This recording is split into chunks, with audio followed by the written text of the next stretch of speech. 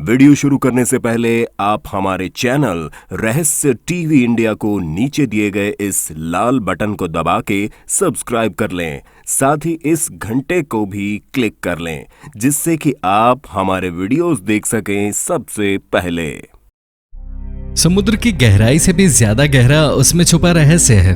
जी हाँ दोस्तों, पृथ्वी का 71% हिस्सा आज भी पूरी तरह रहस्यों से भरा पड़ा है। समुद्र की गहराई में छुपे रहस्यों का पता लगाने के लिए साइंटिस्ट दिन रात मेहनत करते हैं और इसी मेहनत का नतीजा है कि हमें समुद्र के बारे में आए दिन नई नई चीजों की जानकारी होती रहती है। समुद्र की गहराई में दफन कई ऐसे राज हैं जो अब लोगों के सामने आ रहे हैं। समुद्र में चलाए जा रहे तलाशी अभियान से हमें कई रहस्य और रहस्यमय चीजों के बारे में पता चला है। तो चलिए आज के इस वीडियो में समुद्र के अंदर मिले 10 सबसे खास और अद्भुत चीजों के बारे में जानते हैं। Number 10, dugong. Dugong medium sized marine mammal है। इसकी लंबाई 2 से 3 मीटर और वजन 300 किलोग्राम तक होता है। इसे समुद्री गाय भी कहते हैं। मीट और तेल की वजह से इनका काफी शिकार किया जाता है, जिसकी वजह से डुगोंग विलुप्त होने के कगार पे पहुंच चुके हैं। इनके विलुप्त होने के कगार पे पहुंच चुके होने के बावजूद कुछ लोग अपनी हरकतों से बाज नहीं आते। कुछ साल पहले एक डुगोंग और उसके बच्चे को इंडोनेशिया में मछुआरों ने कैद कर लिया।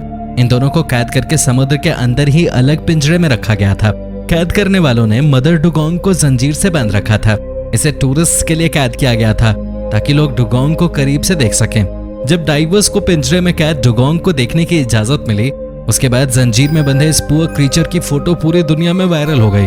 फोटो इंडोनेशिया एनिमल वेलफेयर तक पहुंची। उसके बाद मिनिस्टर ने मछुआरे की कैद से डुगोंग और उसके बच्चे को आजाद कराया। Number 9, train graveyard. समुद्र की गहराई में डूबा हुआ जहाज मिलना आम बात है, लेकिन अगर समुद्र में 90 फीट गहराई में ट्रेन के 2 इंजन मिलें तो फिर यह हैरान करने के साथ ही कई सवाल भी पैदा करता है। 1985 में न्यूजर्सी के समुद्र में पॉल हेल्पर ने 90 फीट की गहराई में ट्रेन के 2 इंजन का पता लगाया। डीप रिसर्च के बाद पॉल हेल्पर ने बताया कि ये दोनों स्टीम इंजन 222T मॉडल के हैं। इनका निर्माण लगभग 1850 में किया गया था। इंजन का वजन 15 टन था, जबकि उस समय इंजन का औसत वजन 35 टन हुआ करता था। आर्कियोलॉजिस्ट का कहना है कि ये दोनों इंजन निर्माण के कुछ समय बाद ही समुद्र में डूब गए, लेकिन ये समुद्र में डूबे कैसे, इस बात का जवाब किसी के पास नहीं है। कोई नहीं समझ पा रहा कि आखिर 15-15 टन के 2 इंजन समुद्र में डूबे कैसे। किसी भी हिस्टोरिकल डॉक्यूमेंट में इन दोनों इंजन का जिक्र नहीं है। Number 8, Silfra, the crack between 2 continents.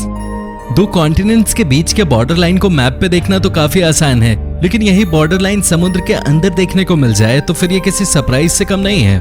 Iceland के थिंगवॉल्वटन लेक के टेक्टोनिक प्लेट्स में पड़ी लंबी दरार यूरोप और अमेरिका कॉन्टिनेंट्स को अलग करती है। सिल्फ्रा का दरार अर्थ सरफेस में पड़ी सबसे बड़ी दरारों में से एक है। डाइवर्स के लिए इसे एक टूरिस्ट प्लेस बनाया गया है। सिल्फ्रा की गहराई 60 मीटर तक है, लेकिन सेफ्टी को देखते हुए डाइवर्स को 18 मीटर तक ही जाने की इजाजत है। इस लेक के पानी का तापमान 2 डिग्री से 4 डिग्री सेल्सियस तक होता है। अत्यधिक ठंड के बावजूद सिल्फ्रा डाइवर्स का फेवरेट अट्रैक्शन बना हुआ है। सिल्फ्रा क्रैक एकमात्र ऐसी जगह है जहां आप 2 कॉन्टिनेंट्स के बीच डाइविंग कर सकते हैं। सिल्फ्रा क्रैक हर साल लगभग 2 सेंटीमीटर खिसक रहा है। Number 7, Apollo 11 engine. नासा का अपोलो मिशन मानव इतिहास के सबसे महत्वपूर्ण मिशन में से एक था। इस ऐतिहासिक मिशन से जुड़ी एक चीज काफी महत्वपूर्ण है।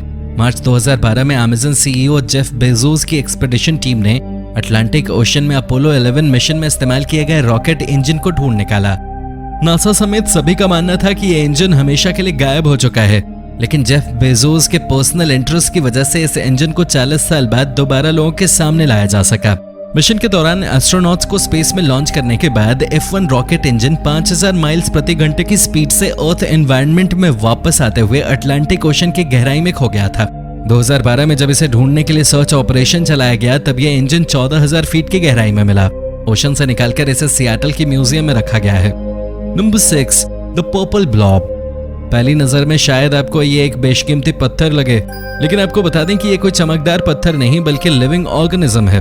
पैसिफिक ओशन की गहराई में साइंटिस्ट ने इस खूबसूरत क्रीचर को ढूंढा है। 2016 में रोबोट की मदद से किए जा रहे सी एक्सप्लोर मिशन के दौरान इस क्रीचर के बारे में पता चला। कुछ साइंटिस्ट इसे नया क्रीचर मान रहे हैं, वहीं कुछ का कहना है कि ये ट्यूनिकेट नाम के समुद्री क्रीचर का छोटा रूप हो सकता है। पॉसिबिलिटी ये भी है कि ये किसी क्रीचर का अंडा हो। आपको क्या लगता है, ये क्या हो सकता है? हमें जरूर बताएं। Number 5, icy finger of death. हम पूरे यकीन के साथ कह सकते हैं कि आपने इस तरह का नेचुरल फिनोमेना कभी नहीं देखा होगा। आइसी फिंगर ऑफ डेथ समुद्र की एक बहुत बड़ी मिस्ट्री है। इस घटना में बर्फ की एक सीधी रेखा पानी को जमाते हुए नीचे की ओर आती है। बर्फ की ये लाइन जैसे ही समुद्र की गहराई में सतह तक पहुंचती है, ये और तेजी से बढ़ने लगती है और अपने कांटेक्ट में आए सभी जीवों की जान ले लेती है। यही वजह है कि इसे आइसी फिंगर ऑफ डेथ कहा जाता है। सतह पर आते ही इस बर्फ के संपर्क में आने वाले सभी जीव इसी में फंस जाते हैं, जिससे जाल में मछली फंसती है। फंसने के तुरंत बाद ही जीव की मौत हो जाती है। बीबीसी ने इस घटना को अपने कैमरे में कैद किया था। उसके बाद ये पूरी दुनिया में वायरल हो गया। इस फिनोमेना के बारे में साइंटिस्ट का कहना है कि समुद्र के ऊपरी और निचले हिस्से में तापमान में अंतर होने की वजह से बर्फ की लाइन जानलेवा हो जाती है। Number 4, the world's oldest shipwreck. Bulgaria के ब्लैक सी में रिसर्चर्स ने सबसे पुराने जहाज को ढूंढा है। यह जहाज लगभग 2400 साल पुराना है। इसे 2000 मीटर की गहराई में ढूंढा गया। इसे लकड़ी से बनाया गया था और इसकी लंबाई 23 फीट थी। जिस जगह पर यह जहाज डूबा था वहां ऑक्सीजन की काफी कमी है, जिस वजह से लकड़ी से बने होने के बावजूद ये आज भी वेल प्रिजर्व्ड है। अत्यधिक गहराई में होने की वजह से इस जहाज को पूरी तरह से एक्सप्लोर नहीं किया जा सका है और एक्सप्लोरेशन प्रोग्राम आगे बढ़ाने के लिए रिसर्चर्स को एक्स्ट्रा फंड्स की भी जरूरत है। Number 3, the Baltic sea anomaly. Baltic sea anomaly समुद्र के बड़े रहस्यों में से एक है। 2011 में सोनार इमेज की मदद से पीटर लिंडबर्ग ने इसे ढूंढा था। पहली नजर में कोई भी इसे आसानी से एलियन शिप मान सकता है।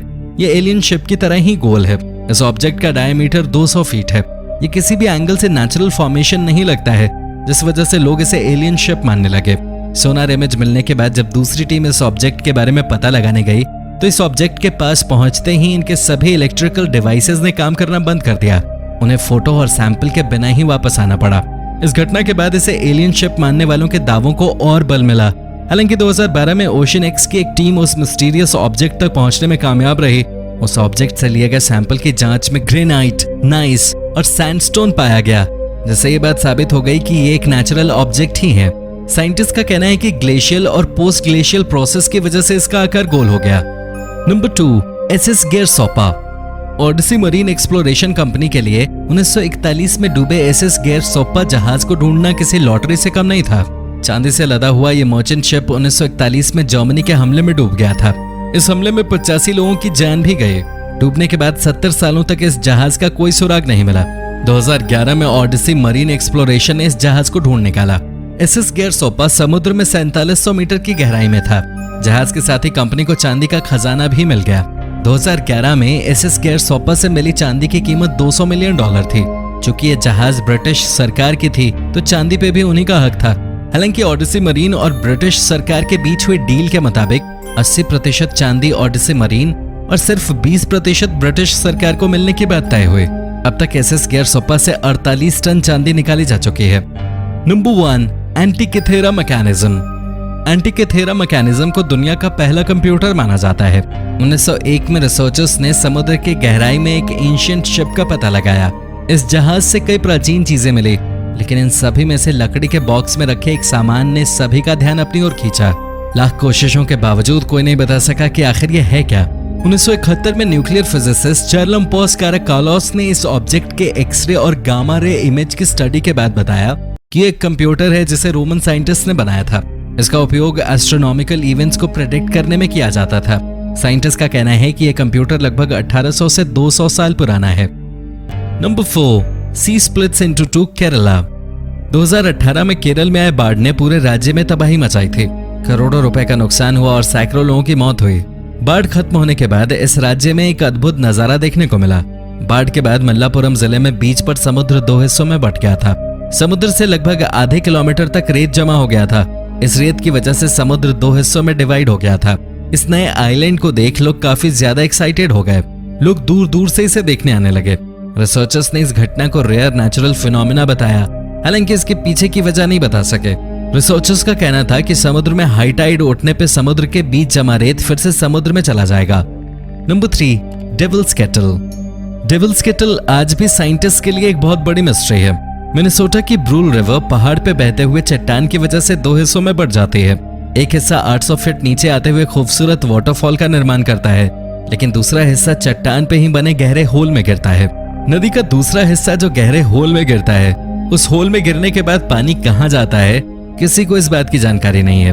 रिसर्चर्स का मानना था कि शायद होल से होते हुए पानी किसी झील में जमा होता हो। इस बात को जांचने के लिए उस होल में ढेर सारा रंग डाला गया ताकि अगर पानी किसी झील में जाए तो पानी का रंग बदल जाए और फिर इस होल में जाने वाले पानी का राज भी खुल सके।